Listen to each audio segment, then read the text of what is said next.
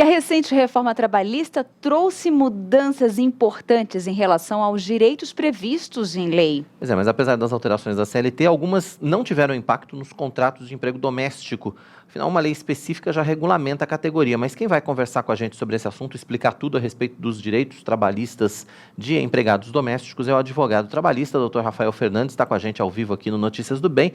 Dr. Rafael, seja muito bem-vindo. Obrigado pela sua participação conosco aqui. Primeiro, eu gostaria de falar exatamente a respeito dessa reforma trabalhista, de que maneira ela impactou ou não os direitos dos trabalhadores domésticos. Bom dia, pessoal. Bom dia a todos. Bom dia, Tainá. Bom dia, Roberto. Seguinte, né? É importante a gente destacar que, no que diz respeito aos trabalhadores domésticos, né, existe uma previsão específica que regulamenta essa categoria. Né? Desde 2015, através da Lei Complementar número 150, a gente tem, né, uma legislação específica que prevê expressamente os direitos ali dos trabalhadores domésticos. Né? A gente tem a CLT, que é a Consolidação das Leis do Trabalho, aplicável, claro, a grande a quantidade de trabalhadores, mas a gente tem uma legislação específica, que é essa lei complementar, né, número 150, que trata especificamente sobre os trabalhadores domésticos, né, e aí nessa legislação a gente encontra, né, direito a horas extras, 13º, férias, FGTS, enfim, todos os direitos que a gente já conhece. A reforma trabalhista, de uma forma geral, ela não impactou tanto, tá? Os direitos dos trabalhadores domésticos, justamente por esse motivo, né, em virtude de uma legislação específica, né, que é a Lei Complementar número 150. E quais são os principais pontos que a gente deve observar, né, nesta reforma? E começando até mesmo por um que é fundamental, que é com relação à carteira de trabalho, né, que é um ponto assim fundamental. Sim, com certeza. Olha só, quando a gente está falando de trabalhador doméstico, né, é importante a gente dizer que o empregador doméstico precisa assinar a carteira de trabalho dentro de 48 horas. Então, a partir da admissão, né, do emprego, esse empregador doméstico ele tem essa responsabilidade de realizar as anotações referentes à carteira de trabalho, né, função, salário, toda a identificação ali do contrato de trabalho, né, dentro do prazo de 48 horas. E, doutor, quais são os principais direitos, ou quais são os direitos dos trabalhadores domésticos? Tem algum direito do trabalhador doméstico que é diferente do trabalhador, por exemplo, da iniciativa privada ou da iniciativa pública? Tem alguma coisa de diferente nos direitos ou são os mesmos? Roberto, praticamente são os mesmos, mas a gente pode sim pontuar algumas pequenas diferenças. Primeiro, né, o trabalhador doméstico, ele é aquele trabalhador, aquele empregado que atua em prol de uma pessoa ou da família, né, sem fins lucrativos no âmbito residencial, né, no âmbito ali da residência, tá? Então, o trabalhador doméstico, ele não pode atuar dentro de um ambiente onde há finalidade lucrativa. Então, essa é a primeira grande diferença que a gente encontra, né, a conceituação do trabalhador doméstico, tá? De uma forma geral, o trabalhador doméstico ele tem, sim, grande parte dos direitos que a gente já conhece, né? O 13º, as férias, o direito, né, ao piso da categoria, né, o salário mínimo, a FGTS, né, 8% de FGTS também. Com relação ao FGTS, é importante a gente dizer que há uma diferença, sim, claro. Quando o trabalhador comum, que a gente costuma dizer assim, né, recebe a multa de FGTS, essa multa é de 40%. No caso do trabalhador doméstico, não há esse pagamento da multa de 40%. Tá? Depositar mensalmente em uma conta vinculada o percentual de 3,2% a título de dispensa, no caso aí da dispensa sem justa causa. Tá? Então, existem esses pontos, né, distintos que a gente pode diferenciar aí com relação ao trabalhador doméstico. A questão da participação nos lucros, né, também, o trabalhador doméstico, ele não tem direito à participação dos lucros, justamente pelo conceito da categoria, né, o trabalhador doméstico, como eu falei, ele não está sujeito ali a trabalhar dentro de um contexto de lucratividade, né, ele trabalha para a família.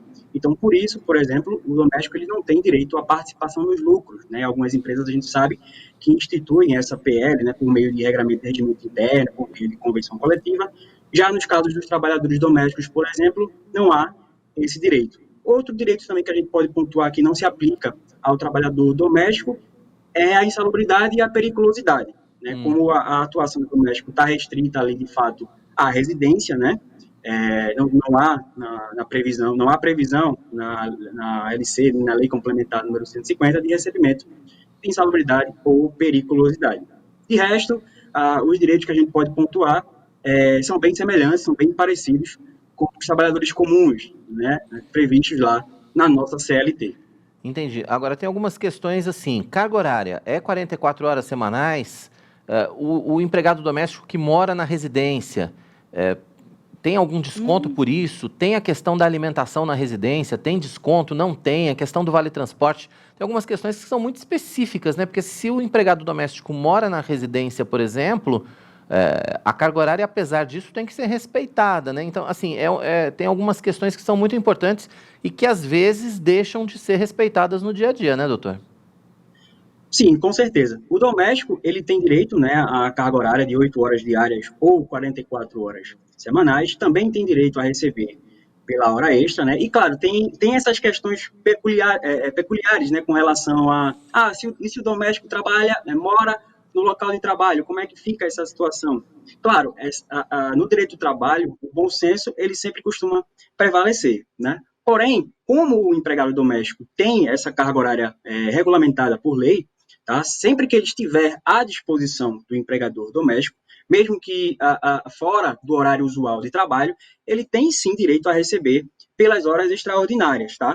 Com relação ao vale-transporte, né, seu outro questionamento, Roberto, o empregado doméstico, né, também tem direito ao recebimento do vale-transporte, né, caso ele faça a opção por receber esse benefício, né? No ato da admissão, o trabalhador doméstico solicita, informa ao empregador doméstico que pretende fazer uso de transporte público para se deslocar do seu trabalho para casa e vice-versa, e aí o empregador doméstico, de fato, fica obrigado também a conceder esse vale-transporte, né?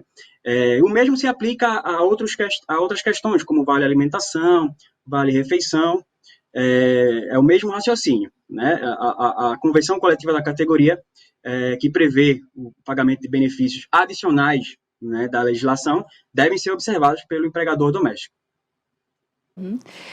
Uma outra pergunta, não sei se também essa mudança surgiu por conta da pandemia, né, dessas novas questões que nós tivemos, mas com relação ao trabalho intermitente, que também o empregado doméstico ele se enquadra, né? Eles entram nessa nova modalidade.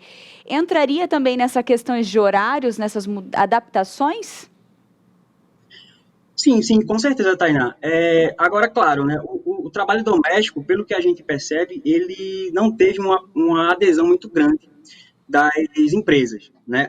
O raciocínio do trabalho intermitente ele foi feito para se aplicar muito quando a prestação de serviço ela é muito rápida, por exemplo, em bares, em restaurantes, onde é feita aquela convocação, né, do trabalhador, e, mediante o aceite, ele é convocado, faz a prestação de serviços e depois fica novamente à disposição, se assim for o caso. No caso do trabalhador doméstico, muito embora essa previsão ela é possível, ela tem tido pouca aplicabilidade no âmbito, né, do trabalhador doméstico. Tá? O que a gente tem visto, né, de movimento desde a edição da legislação aplicável aos trabalhadores domésticos é a utilização da diarista, né? A lei complementar número 150, ela foi clara ao afirmar que passa a ser empregada doméstica, né, no seu conceito, aquela que trabalha a partir de três vezes durante a semana. Então, o que a gente percebeu desde a edição dessa lei complementar, é que com a edição, né, com a vigência dessa norma, os empregadores domésticos preferiram adotar uma outra postura, né, de convocar as trabalhadoras domésticas apenas em 2 dias por semana, é a chamada diarista, né, justamente para tentar ali afastar essa condição de trabalhadora doméstica, né, como empregada doméstica, porque a gente sabe que o empregado doméstico ele tem muitos encargos sociais, um empregado como qualquer outro, né, vem ali acompanhado de encargos sociais, como o FGTS, a contribuição previdenciária, enfim. Então, o que a gente tem de percepção desde a edição da lei complementar é que, muito embora o contrato intermitente possa ser aplicado no caso das domésticas, o que a gente percebe é um movimento de tentar né, quebrar esse vínculo de emprego, né, e instituir ali o regime como diarista, né, convocando ali a trabalhadora doméstica apenas 2 vezes por semana. Quer dizer, até 2 vezes por semana não fica caracterizado, portanto, vínculo trabalhista, né? Tem uma outra questão, já aproveitando essa questão do vínculo trabalhista e dos encargos, quer dizer, os encargos acabam fazendo com que muita gente não cumpra a legislação e não registre o empregado doméstico em carteira, não recolha os seus direitos, às vezes faz um acordo por fora. Isso ainda é muito comum, talvez menos aqui na região sudeste do Brasil, por exemplo, mas talvez no nordeste e no norte. Nessas regiões, isso ainda é muito comum, doutor? Infelizmente, Roberto e Tainá, essa prática ainda é muito comum. A gente acompanha quase que diariamente relatos, né, de trabalhadores que prestam serviços para empregadores, de uma forma geral, seja ele empregador doméstico ou não, prestam serviços para essas empresas, né, todos os dias, mediante jornada, mediante salário. Porém, a gente percebe esse relato de que as empresas, né, e os empregadores domésticos não cumprem com a legislação, tá? Justamente por conta disso que você mencionou, né, os encargos. A gente sabe que, além do salário, né, o empregador doméstico ele tem que custear, de fato, alguns outros encargos, como a própria contribuição previdenciária, o FGTS, enfim, são valores, né, são montantes acessórios ao salário. Tá? Então, ele paga ali, né, tem o custo com o salário e tem o custo com alguns outros encargos. E na tentativa, né, de burlar esses custos, né, o empregador, muitas das vezes, ele afirma, né, que não vai assinar a carteira, que vai trabalhar de forma informal, e não cumpre, acaba não cumprindo com a legislação trabalhista como um todo.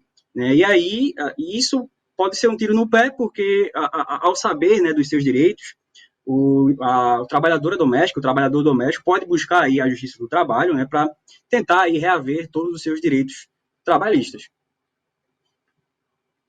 E um outro ponto que dessas mudanças, né, foram 3 pontos que tiveram um destaque maior. Um deles foi a questão da equiparação salarial também, que teve um destaque ali. Nós podemos falar um pouquinho sobre isso, doutor? Sim, Tainá. No caso da equiparação, qual é o raciocínio da equiparação salarial? Né? O raciocínio da equiparação salarial são 2 trabalhadores, né, que prestam serviço para o mesmo empregador, tá? Porém recebem salários distintos. Tá? Via de regra, isso não é possível. Tá? No caso da trabalhadora doméstica, do trabalhador doméstico, geralmente isso não tem muita aplicação prática, porque geralmente é apenas um trabalhador que está ali em disponibilidade, né, para a pessoa ou a família. Né? Mas é possível, sim, a trabalhadora doméstica, o trabalhador doméstico ou qualquer outro empregado buscar a equiparação salarial no caso de exercer as mesmas funções, as mesmas atividades que um colega de trabalho. Claro, para isso, a legislação ela trata de alguns requisitos, né? Deve haver ali, não pode ter uma diferença, né, de 2 anos das mesmas funções, essas funções, a função do trabalhador que se quer equiparar o salário não pode ter uma complexidade maior do que a minha, enfim. Tem alguns requisitos que a legislação traz ali para que seja buscado a equiparação salarial, mas é possível sim, claro, reforço, né? No caso da trabalhadora doméstica, não tem tanta aplicabilidade prática, porque geralmente a família, né, justamente muitas vezes pelos encargos também, né, dispõe apenas de um trabalhador doméstico, uma trabalhadora doméstica, né, um jardineiro, ou é um motorista, né, ou uma pessoa responsável ali por realizar a limpeza, a alimentação da residência, enfim. Tem uma aplicabilidade prática um pouco menor, mas é possível sim, né, como a gente tratou aqui. A trabalhadora doméstica, o trabalhador doméstico, eles possuem quase que na totalidade dos direitos que a gente já conhece da legislação trabalhista, né, e a equiparação salarial também é uma delas, e é possível ser aplicado sim. Uhum. Doutor Rafael, nós temos uma pergunta da Mira Nunes, ela que está participando aqui com a gente da programação, ela falou assim, a empregada doméstica tem direito ao PIS? Porque eu acho muita injustiça, né, sobre a doméstica, assim, essa questão. Como é que a gente... Não tem, né? Não tem direito, né? Eu gostaria que o senhor falasse um pouquinho o porquê, né, como que se enquadra essa questão do PIS e o porquê de não se enquadrar. Tainá, sim, a trabalhadora doméstica ela tem direito a receber o PIS, tá? Seguro-desemprego também, FGTS. Com relação ao PIS, é o seguinte, o trabalhador, né, doméstico, ele tem ali que preencher alguns requisitos, tá? Que requisitos são esses? Inscrição no programa há 5 anos, tá? Ter trabalhado no ano base, né, pelo menos 30 dias e não ter recebido até 2 salários mínimos, tá? Se a empregada doméstica preencher esses requisitos, ela pode ter direito a receber o PIS, tá? Lembrando que nesse ano de 2022 o pagamento do PIS é referente ao ano base de 2020, né? Por conta da pandemia, o governo ele suspendeu os pagamentos nos anos anteriores e agora, só a partir de agora, está liberando aos poucos esse pagamento, tá? Então, nesse ano de 2022, a data base, né, de pagamento do PIS é em 2020. Então, ela vai precisar trazer os requisitos do PIS, né, para recebimento do PIS. Em 2020, ela vai ter que pegar a condição dela profissional em 2020, né, e fazer essa análise nesse ano. Então, se lá em 2020, né, ela tiver inscrita no programa há 5 anos, há pelo menos 5 anos, ter trabalhado nesse ano base, né, pelo menos 30 dias, ter percebido o salário até 2 salários mínimos, é possível sim que ela faça direito, tenha jus, né, faça jus a recebimento do programa, né? Lembrando que o pagamento é feito pela Caixa, muito embora o responsável, né, o órgão responsável é o Ministério do Trabalho e Previdência. Então tem direito, né? Tem um senso comum aí de que o empregado doméstico, por ser funcionário de pessoa física, não teria direito, mas tem, então. Está respondida a questão aí. Ai, bom saber. Bom saber. São esses detalhes, nessas regrinhas que a gente precisa estar sempre atento. Às vezes a gente tem sensos comuns criados ao longo dos anos, aí sabe Deus por quê, e na verdade, na prática, é outra coisa, né? Exatamente. Nós temos um outro comentário do Edinaldo Pereira, ele colocou: creio que os trabalhadores domésticos residentes no trabalho, os que moram e trabalham lá, né, são os mais lesados pelos patrões ou que sofram mais, né, alguns deles, pois a lei deve ter maior dificuldade de apurar as denúncias de fraude nessa classe em condições, né? Ele mandou diretamente de Crato, do Ceará. É mais difícil, talvez seja mais difícil a prova, né? Mas a justiça trabalhista, normalmente, ela privilegia o trabalhador, não é isso, doutor? Exato, Roberto. É o seguinte, né? De fato, a gente tem essa dificuldade, quando a gente fala da trabalhadora doméstica, essa dificuldade de conseguir provas, porque muitas vezes ali a prestação de serviço está restrita ao âmbito familiar, né? Então, questão de testemunhas, a gente tem essa dificuldade de produzir, né, em um eventual processo trabalhista. Então, de fato, existe essa dificuldade, né? Concordo com a afirmação do telespectador. Mas, né, na Justiça do Trabalho, vigora um princípio que a gente pode mencionar aqui, que é a hipossuficiência do trabalhador. Então, via de regra, né, o trabalhador ele tem essa proteção legal. Então, ele tem direito, sim, de buscar, né, os seus haveres trabalhistas na Justiça do Trabalho. E o empregador, né, ele fica responsável, por exemplo, de apresentar em um eventual processo trabalhista a jornada daquele trabalhador. A Lei Complementar número 150, ela menciona, inclusive, que o empregador doméstico ele tem esse ônus de apresentar dentro de um eventual processo trabalhista os cartões de pontos daquele trabalhador. Então, em casos como esse, né, de hipossuficiência, o empregador é o responsável, muitas das vezes, de produzir aquela determinada prova. Tá? Então, claro, existe realmente essa dificuldade, né, por ser o trabalhador doméstico, por estar restrito ali ao âmbito familiar, né, são poucas pessoas, a gente não tem muitas testemunhas, né, muitas das vezes ali aquela relação é muito informal, muito embora a gente tenha a previsão de que tudo seja devidamente registrado, mas existe sim, de fato, essa dificuldade. Porém, como eu falei, né, é possível sim, por meio de provas documentais, conversas em aplicativos de mensagens, e-mail, se for o caso, enfim, esse trabalhador, né, munido dessas outras provas, levar aí os seus questionamentos à Justiça do Trabalho e requerer pedidos como hora extra, por exemplo, se for o caso. Tá certo, doutor. Fica o alerta, então, para os empregadores, para manter a situação em ordem dos seus empregados domésticos, porque, enfim, os direitos precisam ser respeitados, e também para os empregados domésticos, né? Esse papo foi bom para que todos pudessem saber aí os seus direitos e também, obviamente, os seus deveres relacionados à carga horária, relacionados à jornada de trabalho, aos descontos possíveis, enfim. Acho que, no todo, vale esse alerta tanto para funcionários como para empregadores, né, doutor? Com certeza, com certeza. A legislação, ela está aí para ser aplicada, né? A gente tem, como eu venho batendo aqui na tecla com vocês, a gente tem uma legislação específica, né, que é a Lei Complementar número 150, e ela traz ali as obrigações de ambas as partes, né? Obrigações do empregador doméstico, obrigações também do trabalhador doméstico, né? Ambas as situações precisam ser respeitadas, é sempre importante que o empregador doméstico, ele tenha ao seu lado ali um profissional habilitado, capacitado para lhe orientar a respeito dos direitos trabalhistas. Tá certo. Tem uma outra pergunta, eu já quero liberar, doutor, mas né, a Só mais gente essa. abre o espaço, então é bom sanar as dúvidas, né, todas as possíveis, né, se chegam a tempo aqui. A Mira Nunes fez outra pergunta, ela fez assim, por que a doméstica recebe menos parcelas de seguro-desemprego? Ela, pelo menos, ela relata que isso aconteceu com ela. Isso é uma regra ou foi um fato isolado? Pode acontecer isso? A questão do Qual é a regra, né, do ou qual que é a seguro-desemprego? regra específica para o seguro-desemprego? Pronto, a legislação aplicável, né, à doméstica, ela fez questão de especificar esse tema. Então, quando a gente está falando de seguro-desemprego, a trabalhadora doméstica, o trabalhador doméstico, ele pode ter direito a até 3 parcelas do seguro-desemprego. Né? Quando a gente fala da legislação comum trabalhista, né, o trabalhador ele pode receber até 5 parcelas.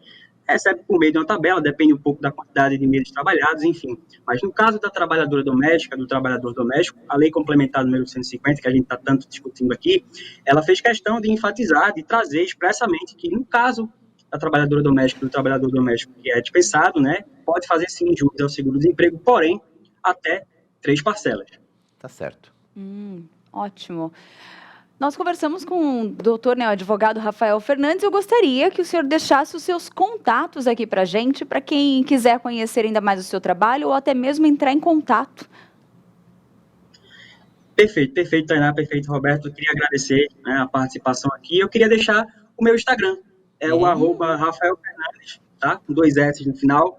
E lá eu trago muitos conteúdos sobre o direito do trabalho, trago um pouquinho sobre a rotina do trabalhador. E quem quiser pode me acompanhar por lá. Agradeço o convite. Tá aí na tela, @Rafael Fernandes, com 2 S no final. Sr. Rafael, obrigado pela sua participação aqui no Notícias do Bem. Volte sempre e bom fim de semana para o senhor. Eu quero agradecer pelo convite e um ótimo final de semana.